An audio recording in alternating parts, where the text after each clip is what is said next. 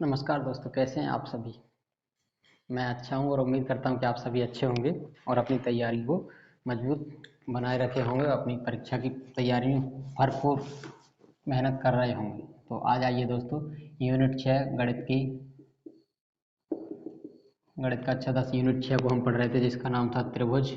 इसमें से 5 अंक के प्रश्न आएंगे। इसमें एक एक अंक के 3 प्रश्न आएंगे और 2 अंक का एक प्रश्न आएगा, जो प्रश्न क्रमांक आपके 13 पे आएगा।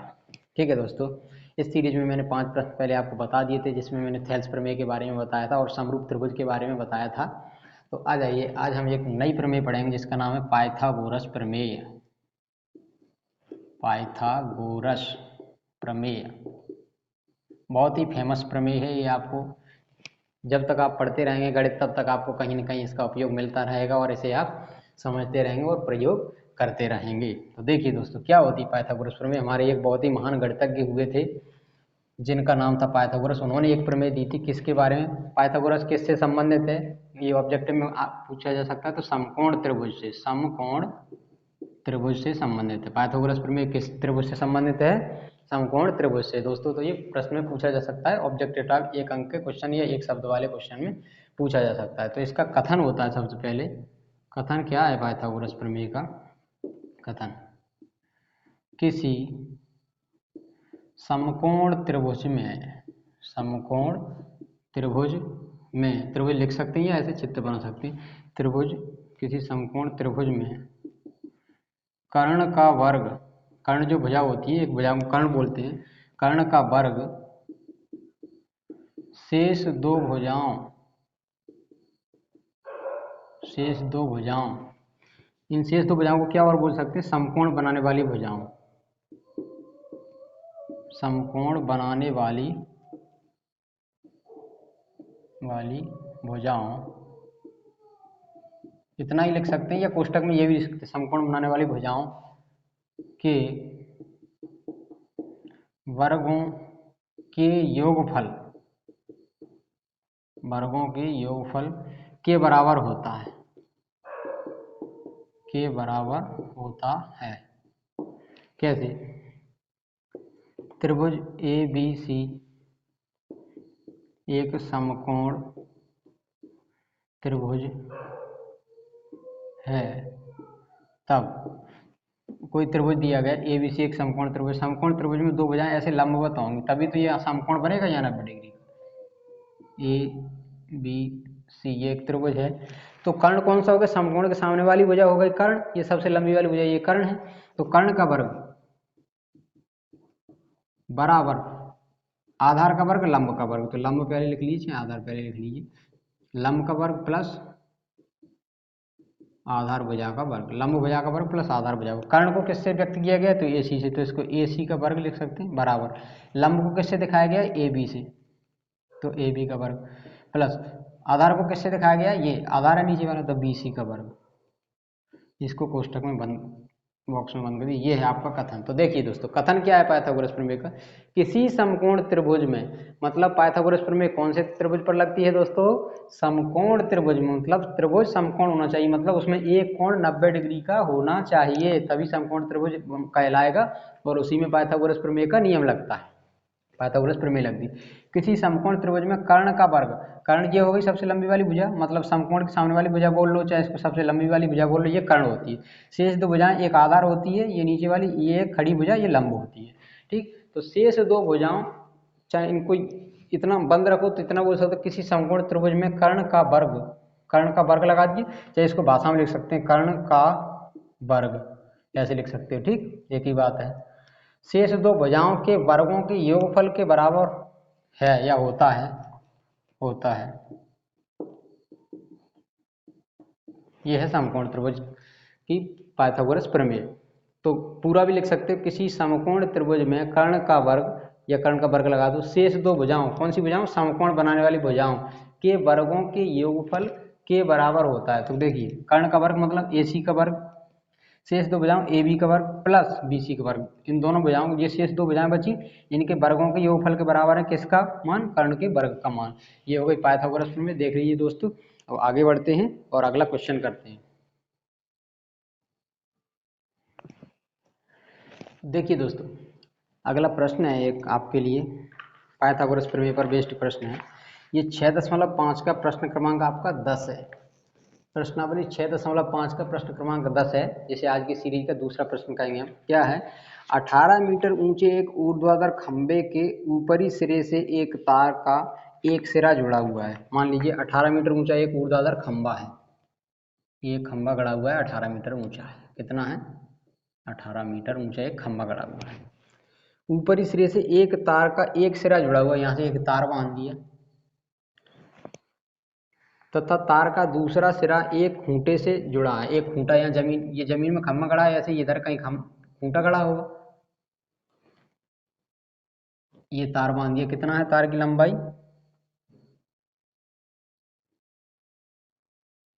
24 मीटर है। ठीक दोस्तों, 24 मीटर तार है। तो तार का दूसरा सिरा एक खूंटे से जुड़ा है, खूंटा यहाँ गाड़ दिया, खूंटे से जुड़ा है।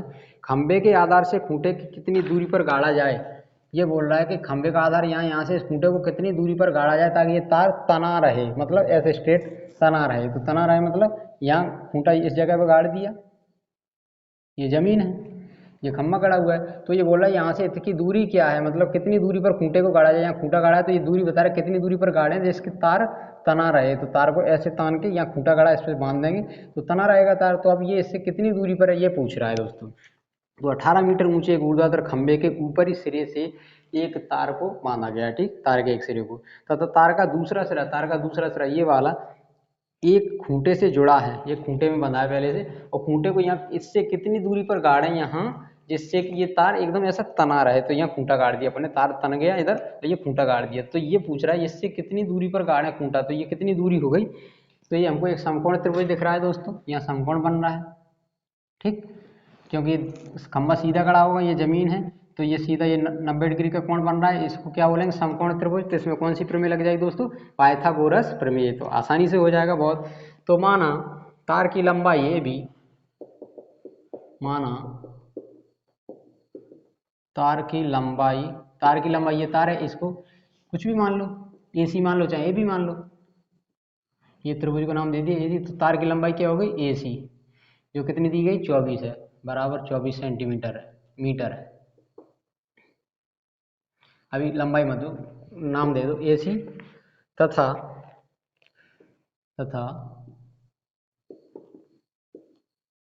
खंबे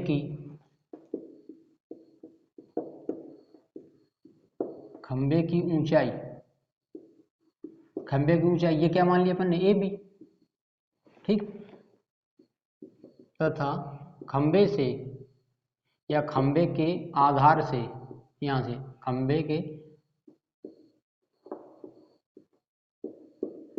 आधार से खूंटे की दूरी कितनी है? BC। ये मान लीजिए आधार से BC दूरी पर गड़ा हुआ है, BC है। तब त्रिभुज, चूंकि त्रिभुज ABC एक समकोण त्रिभुज बन गया ना, एक समकोण त्रिभुज है, अतः पाइथागोरस प्रमेय से समकोण त्रिभुज है तो पाइथागोरस प्रमेय लगी दोस्तों, सीधी सी बात। पाइथागोरस प्रमेय कौन से त्रिभुज में लगती है? समकोण त्रिभुज में। तो समकोण त्रिभुज है ये, तो पाइथागोरस प्रमेय से, पाइथागोरस प्रमेय क्या कहती है दोस्तों? कर्ण का वर्ग बराबर लंब का वर्ग प्लस आधार का वर्ग। तो आ जाइए दोस्तों, कर्ण का वर्ग कौन सा? ये समकोण के सामने वाली भुजा क्या होती है? कर्ण होती है। ये सबसे लंबी भुजा यही है, तो 24 का वर्ग बराबर लंब क्या है इसका? ये 18 है तो 18 का वर्ग प्लस आधार क्या है? आधार का तो मान ही ज्ञात करना है दोस्तों, तो आधार को BC लिख लेंगे तो BC का वर्ग, ठीक। 24 का वर्ग होता है 576 बराबर 18 का वर्ग होता है 324 प्लस BC का वर्ग, कोष्टक हटा दो, एक ही बात। ये 324 को इधर ले आएंगे तो 576 माइनस 324 बराबर हो गया BC का वर्ग। अब इधर आ जाएंगे दोस्तों, तो 576 में से 324 घटे तो 6 में से 4 गई 2, 7 में से 2 गई 5 और 5 में से 3 गई 2, 252 बचा BC का वर्ग। इसको ऐसे लिख लीजिए, BC का वर्ग बराबर 252, मतलब BC बराबर इसका वर्गमूल लेना पड़ेगा 252 का। ठीक, BC का तो मान निकालना, तो इस पर वर्ग लगाया तो इसको उधर पहुंचा दे तो वर्गमूल में आ जाएगी ये वाली संख्या। 252 का यहाँ आप खंड कर लोगे, चाहे गुणनखंड, अभाज्य गुणनखंड। तो कैसे करोगे, 2 एकम 2, 2 दूनी 4, 2 छक्के 12, 2 छक्के 12, 2 तिया 6, अब 3 से कट जाएगा, 3 दूनी 6, 3 एकम 3, फिर 3 से कट जाएगा, 3 7 21, फिर 7 से 7 एकम 7। तो इसके खंड क्या हुए, 2 गुणा 2 गुणा, इसको यहाँ लिख लेंगे, ये रफ्कार में कर लेना, इसको ऐसे लिख लेंगे 2 गुणा 2 गुणा 3 गुणा 3 गुणा 7। ये तो दोस्तों आपने किया ही होगा। एक जोड़ा ये बन गया 2 का, एक जोड़ा ये बन गया। अगर वर्गमूल में से बाहर निकालना है, अंडर रूट से बाहर निकालना है, तो 2 जोड़ों में से एक आ जाता है और एक हट जाता है। तो 2 में से 2 आ गया और 3 में से 3 आ गया, अंडर रूट में 7 बचा। तो ये बता 3 दूनी 6, अंडर रूट 7। तो BC भुजा की लंबाई कितनी हो गई, 6 अंडर रूट 7 सेंटीमीटर, मीटर में है ना सब, मीटर। तो इस खंबे को, खूंटे को कहाँ गाड़ना चाहिए, खंबे से कितनी दूरी पर गाड़ना चाहिए, 6 अंडर रूट 7 मीटर दूरी पर यहाँ गाड़ दो तो डोरी सही तनी रहेगी। तो ये हो गया अपना आंसर। देखिए दोस्तों, ये दिया गया था क्वेश्चन में, तार की लंबाई ये थी, ये यहाँ खूंटा गड़ा था, ये खंबा गड़ा था, तो ये समकोण त्रिभुज बन गया था। समकोण त्रिभुज में पाइथागोरस प्रमेय लगा दी थी। पाइथागोरस प्रमेय क्या होती है कि कर्ण का वर्ग मतलब इस भुजा का वर्ग इन दो भुजाओं के वर्गों के योगफल के बराबर होता है। तो लंब का मान हमको दिया गया था 18, तो ये 18 लिख लिया। BC का मान ज्ञात करना था तो BC को BC रहने दिया। कर्ण का वर्ग 24 था तो 24 का वर्ग कर लिया 576, 18 का वर्ग कर लिया 324, BC का वर्ग BC, 324 इधर प्लस का था, बराबर के इधर लाए तो माइनस का हो गया। तो 576 में से 324 घटाएंगे तो दोस्तों 252 बचेगा, बराबर BC का वर्ग। अब इसको इधर लिख लेंगे, तो BC बराबर क्या हो गया, इससे वर्ग घटेगा तो इसमें अंडर रूट लग जाएगा, तो वर्गमूल मतलब 252 के ये गुणनखंड कर लिए, तो क्या हो गए 2 गुणा 2 गुणा 3 गुणा 3 गुणा 7। अब वर्गमूल कैसे निकाला जाता है, जो जोड़ा है उसमें से एक बाहर आ जाता है, 2 के जोड़े में से एक बाहर, 3 के जोड़े में से एक बाहर, 7 का कोई जोड़ा नहीं तो 7 अंदर ही रहेगा, 2 तिया 6 अंडर रूट में 7। ये मीटर में थी सभी मान तो मीटर लिख दिया। तो BC की लंबाई कितनी हो गई, मीटर। देखिए दोस्तों, अब आगे बढ़ते हैं।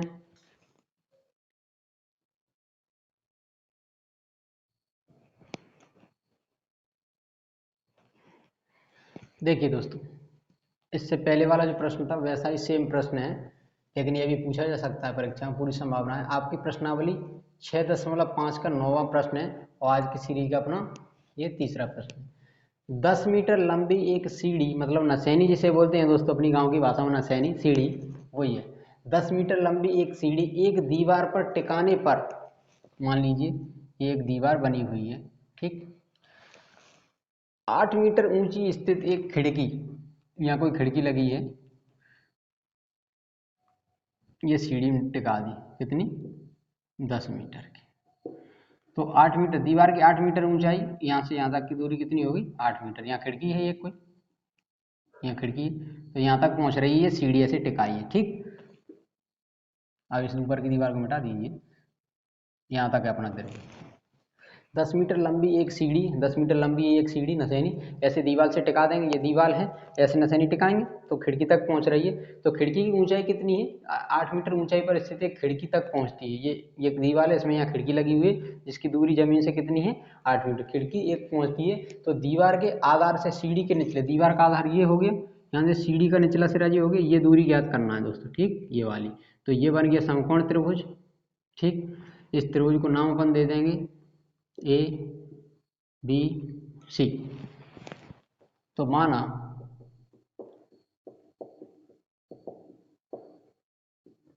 सीढ़ी की लंबाई, वैसे तो दी गई है लंबाई, संख्या में तो दी गई 10 मीटर, इसको संकेतों में माने तो क्या हो गया AC तथा भूमि से 8 मीटर की ऊंचाई पर खिड़की, तो भूमि से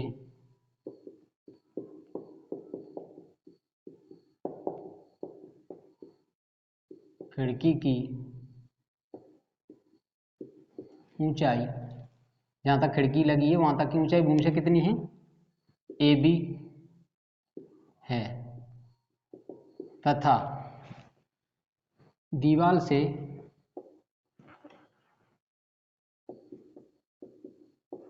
दीवार के आधार, दीवार का आधार ये दीवार खड़ी है, इसका आधार, आधार मतलब निचला हिस्सा जमीन, आधार से सीढ़ी का, ये भाषा आप लिख देना थोड़ा तो अच्छा लगता है, क्वेश्चन बढ़ जाएगा, थोड़े अंक अच्छे मिल जाएंगे। का निचला हिस्सा कितनी दूर की दूरी, ये निचले हिस्से की दूरी क्या है, BC है। ठीक, अब ये त्रिभुज जो बन रहा है दोस्तों, ये कौन सा त्रिभुज बन रहा है, समकोण त्रिभुज। और समकोण त्रिभुज आते ही आपको याद आ जाना चाहिए पाइथागोरस प्रमेय, और पाइथागोरस प्रमेय लगा दी तो क्वेश्चन का तुरंत हल हो गया। क्योंकि त्रिभुज ABC एक समकोण त्रिभुज है, ABC एक समकोण त्रिभुज है, अतः पाइथागोरस प्रमेय से, पाइथागोरस प्रमेय से, तो पाइथागोरस प्रमेय क्या होती है दोस्तों, आपको कथन याद होगा, कर्ण का वर्ग बराबर लंब का वर्ग प्लस आधार का वर्ग। तो कर्ण का वर्ग, कर्ण क्या है दोस्तों, ये समकोण के सामने वाली भुजा कर्ण होती है, या कहें सबसे लंबी वाली भुजा कर्ण होती है। अगर लंबाई में दिखाई ना दे तो आप देख लेना, समकोण के सामने ये समकोण बनता है, ये 90 डिग्री, इसके सामने वाली भुजा कर्ण होती है, ये लंब और ये आधार हो जाएगी। तो कर्ण मतलब AC का वर्ग बराबर लंब क्या है, AB का वर्ग प्लस आधार क्या है, BC का वर्ग। AC का मान कितना है 10, तो 10 का वर्ग बराबर AB का मान कितना है 8, तो 8 का वर्ग प्लस BC का मान दिया नहीं है, BC का तो ज्ञात ही करना है। आगे बढ़ जाएंगे, 10 का वर्ग कितना हो गया दोस्तों 100 बराबर 8 का वर्ग कितना हो गया 64 प्लस BC के वर्ग, BC को इधर ही छोड़ना है, 64 को इधर लाएंगे तो 100 माइनस 64 बराबर BC का वर्ग। 100 में से 64 घटेंगे 36 बचेगा बराबर BC का वर्ग। ये ऐसे लिख लो, BC का वर्ग बराबर 36। BC का मान निकालना है तो वर्ग से इधर हट जाएगा तो अंडर रूट में 36 आ जाएगा। 36 वर्ग हटेगा तो इस पर अंडर रूट लग जाएगा, इधर जाएगी ये वाली घात। तो 36 का वर्गमूल होता है 6, तो BC बराबर 6। आंसर यही आंसर है अपना, लाइन में लिख सकते हैं अगर कि दीवार के आधार से सीढ़ी के निचले सिरे की दूरी कितनी 6 मीटर। आंसर हो गया अपना दोस्तों। ठीक, समझ में आ गया होगा। बस कुछ नहीं, ऐसा त्रिभुज बन रहा है एक, तो ये समकोण त्रिभुज बन रहा है दोस्तों। समकोण त्रिभुज बन रहा है तो पाइथागोरस प्रमेय लगा दी। पाइथागोरस प्रमेय क्या होती है, कर्ण का वर्ग बराबर लंब का वर्ग प्लस आधार का वर्ग।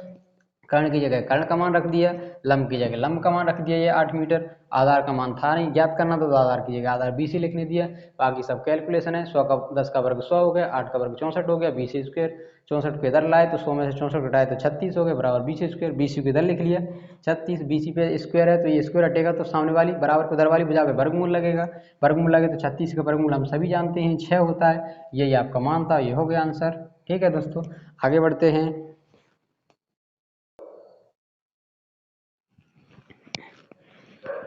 आ जाइए दोस्तों, अगला प्रश्न है, ये थेल्स प्रमेय पर बेस्ड प्रश्न है और आपकी यूनिट 6 का एग्जाम्पल पहला है, और आज की क्लास का ये क्वेश्चन नंबर 4 है। आपकी यूनिट 6 का पहला एग्जाम्पल है, परीक्षा में इसके आने की अच्छी संभावना है। तो देखिए इसको कराएं। क्या है क्वेश्चन, यदि कोई रेखा एक त्रिभुज ABC की भुजाओं AB और AC को क्रमशः, त्रिभुज ABC बनाए,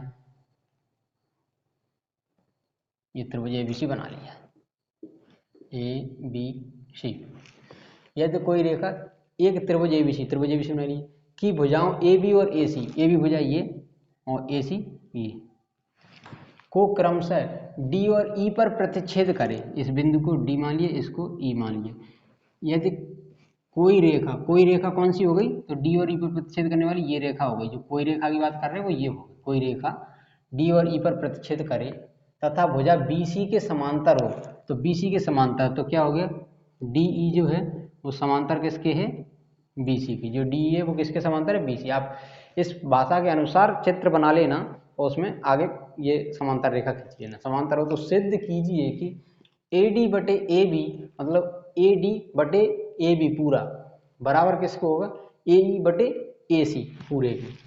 अभी हमने थेल्स प्रमेय से क्या पढ़ा था दोस्तों कि AD बटे DB बराबर होता है AE बटे EC के, और ये दोनों समांतर हों तब। ये और ये समांतर हो, तब क्या होता है ए डी बटे डी बी बराबर ए ई बटे ई सी। ये होता है, क्या पढ़ा था थेल्स प्रमेय से कि अगर डी ई समांतर हो बी सी के तो क्या होता है, तब क्या होता है ए डी बटे डी बी बराबर ए ई बटे ई सी। ये होता है ए डी बटे डी बी, ए डी बटे डी डी बी बराबर होता है ए ई बटे ई सी, ए ई बटे ई सी। ये ई बना हुआ है, ए ई बटे ई सी होता है। ठीक, ये थे। तो ये दिया है, ये सिद्ध करना है। दिया ये है तो दिया है डी ई समांतर बी सी, डी ई समांतर बी सी। तब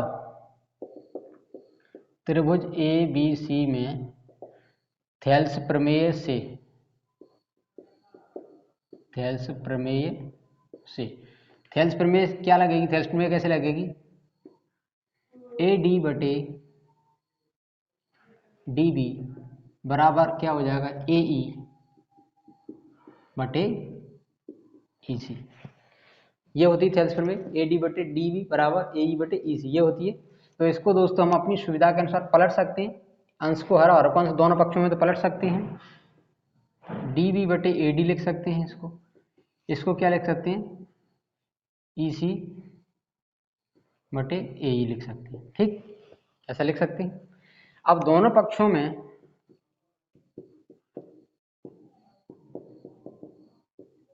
ये हमको सॉल्व करना है, ये ए डी बटे ए ई, इसलिए ऐसा ए डी बटे ए बी सॉल्व करना है, इसलिए ये क्रिया की जानी दोनों पक्षों में एक जोड़ने पर। दोनों पक्षों में एक जोड़ लेंगे तो कोई अंतर नहीं पड़ेगा। डी बी बटे ए डी प्लस 1 बराबर ई सी बटे ए ई प्लस 1। अब देखिए इसका इसमें गुणा कर सकते हैं, तो ये क्या हो जाएगा डी बी प्लस 1, नहीं 1 में इसका गुणा हो जाएगा तो ए डी हो जाएगा ये पूरा बटे ए डी बराबर ये ई सी पहले से लिखा हुआ है प्लस में ए ई बटे में ए ई। ठीक दोस्तों, अब देखिए डी बी और ए डी ये मिल गई तो पूरा ए बी है, ए बी है। ये D B plus A D, D B plus A D मिलके कितना है ए बी, तो इसको क्या लिख सकते हैं ए बी, और बटे में क्या है ए डी बराबर ई सी प्लस ए ई, ई सी प्लस ए ई मिलके कितना है ए सी। ये और ये मिलके तो पूरा ए सी बन रहा है, तो इसको क्या लिख देंगे ई सी प्लस ए ई मिल गई, ई सी प्लस ए ई मिलके क्या बन रहा है ए सी, तो ए सी बटे क्या लिख देंगे ये ए ई था ना, ए ई, ये ए ई था ना ए ई। अब इनको फिर से पलट देंगे, पलट सकते हैं, अंश को हर में पलट सकते हैं, दोनों पक्षों को पलट दें तो कोई अंतर नहीं पड़ेगा। तो ए डी बटे ए बी बराबर इसको भी पलटेंगे ए ई बटे ए सी, और यही हमको सिद्ध करना था। देखो ए डी बटे ए बी बराबर ए ई बटे ए सी, अतः सिद्ध हुआ लिख देंगे, अतः सिद्ध हुआ। ठीक दोस्तों, देखिए इसको एक बार और समझ लीजिए क्या किया इसमें, ये सिद्ध करना था और ये दिया गया, तो थेल्स प्रमेय लगा देंगे। थेल्स प्रमेय क्या होती है ए डी बटे डी बी बराबर होती है ए ई बटे ई सी, ये लगाई थेल्स प्रमेय। इनको अंश को हर में बदल सकते हैं, हमको इससे सुविधा हो जाएगी। तो ये इधर लिख लिया, ये इधर लिख लिया, ये ऊपर वाली नीचे लिख ली। फिर दोनों पक्षों में एक जोड़ दिया, तो एक जोड़ के एलसीएम कैसे लेते हैं, इसका इसमें डायरेक्ट गुणा करेंगे और पूरे के बटे में ये लिख जाएगा। तो D B plus A D का एक में गुणा होगा तो ए डी बचेगा, बटे में डी ए डी, जैसे ई सी बटे ए ई है तो ई सी प्लस एक में ए ई का गुणा होगा तो ए ई, पूरे के बटे में ए ई। अब ये इसके मन D B plus A D, D B plus A D ये किसके बराबर, पूरे ए बी के बराबर, तो ए बी रख दिया। ऐसे ई सी प्लस ए ई ये किसके बराबर, पूरा ए सी के बराबर, तो ए सी रख दिया, नीचे तो ए ई था। इनको फिर से पलट दिया, अंश को हरा और हर को अंश में, तो ये आ गया और यही सिद्ध करना था। देखिए दोस्त अब आगे बढ़ते हैं।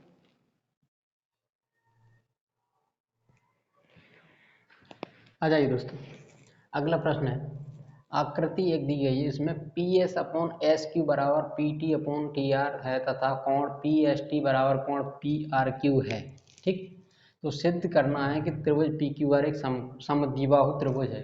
ये आपका यूनिट 6 का एग्जाम्पल 3 है, आज की सीरीज का क्वेश्चन नंबर 5 है। तो एक त्रिभुज इन्होंने दिया है, क्या दिया है,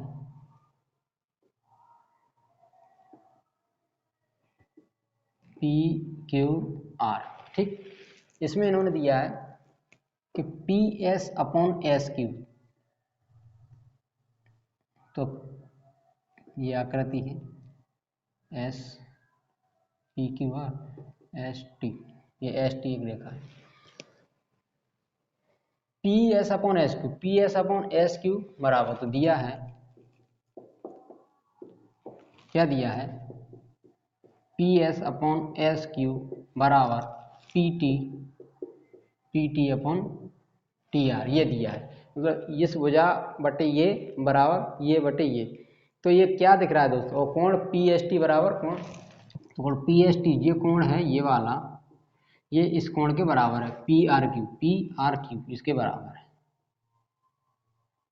ये कोण बराबर है, कोण PST बराबर है कोण PRQ, ये दोनों चीजें दी गई हैं, ये और ये।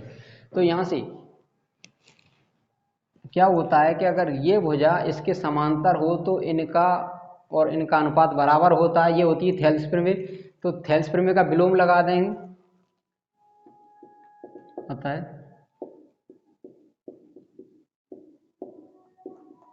थेल्स प्रमेय के विलोम से,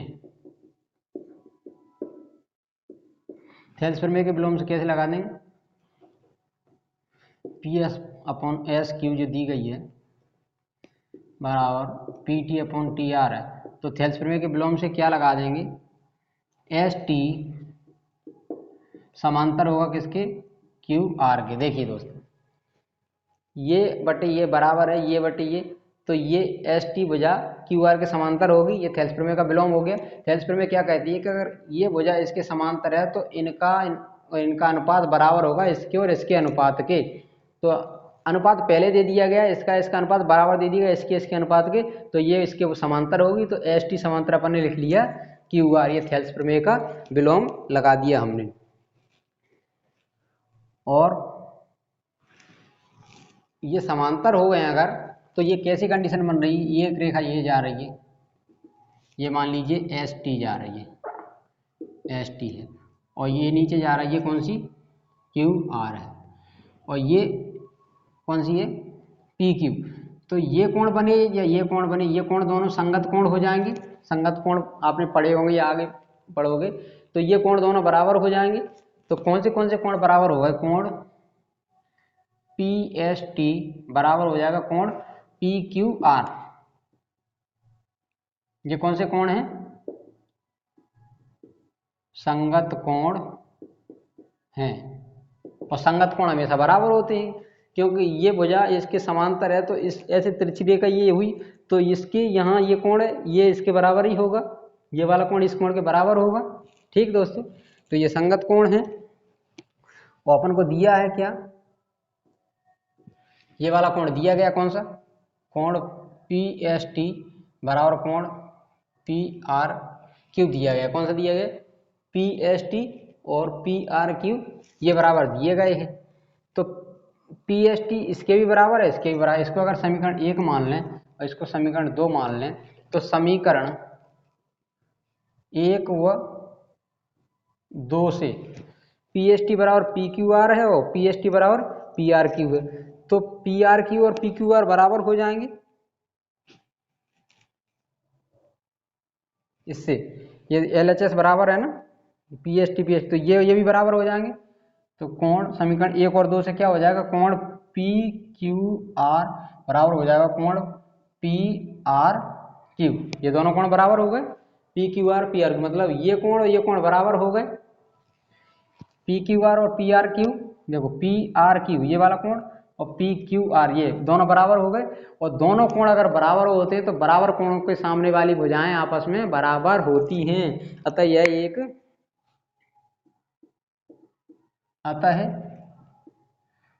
त्रिभुज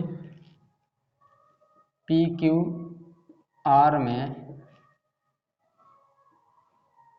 पी क्यू बराबर होगा पी आर। ये भुजा इसके पर, क्योंकि ये वाले कोण बराबर हो गए ना, वो दोनों समान कोणों के सामने वाली भुजाएं समान होती हैं, तो त्रिभुज पी क्यू आर में पी क्यू बराबर पी आर हो गया। अतः सिद्ध हुआ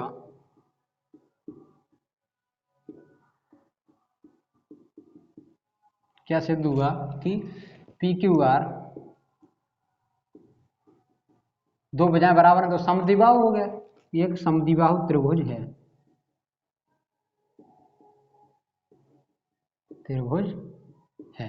देख लीजिए दोस्तों, ये त्रिभुज दिया गया था, इसमें ये इसका अनुपात बराबर था इसके अनुपात के, तो ये जब ये दोनों अनुपात में थेल्स प्रमेय के विलोम लगा दें तो ये इसके समांतर होगी, तो समांतर है तो समांतर वाली कंडीशन लगा दी, क्या समांतर है तो ये संगत कोण बना रही है, ये वाली भुजा हुई है, तो ये कोण और ये कोण बराबर हो जाएंगे आपस में, और ये कोण बराबर हैं, तो समीकरण एक ये बन गया संगत कोण वाला, समीकरण दो ये बन गया, दिया है अपने को, तो LHS इनका बराबर है तो RHS बराबर होगा, तो समीकरण एक और दो से कोण PQR बराबर कोण PRQ हो गया, मतलब PQR बराबर PRQ, ये दोनों कोण बराबर हो गए। और अगर ये दोनों कोण बराबर हैं तो इस कोण के सामने वाली भुजा ये और इसके सामने वाली भुजा ये बराबर होंगी, तो मतलब ये दोनों भुजाएं बराबर लंबाई की हो गई, तो दो भुजाएं एक बराबर लंबाई की हो गई, तो ये कौन सा त्रिभुज हो गया दोस्तों, समद्विबाहु त्रिभुज।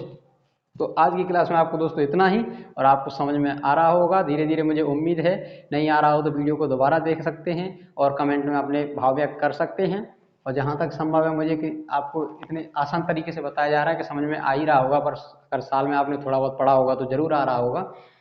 तो आज त्रिभुज की यूनिट अपनी यूनिट 6 समाप्त हुई। अगली वीडियो में आपको यूनिट 7 के बारे में बताया जाएगा। तब तक के लिए आप अपना ख्याल बनाए रखें, पढ़ाई अपनी जारी रखें। अगर वीडियो अच्छा लगता है तो अपने दोस्तों को भी बताते रहें और हमको अपने भाव व्यक्त करते रहें, कमेंट बॉक्स में अपने मैसेज लिखते रहें। तब तक के लिए नमस्कार, धन्यवाद।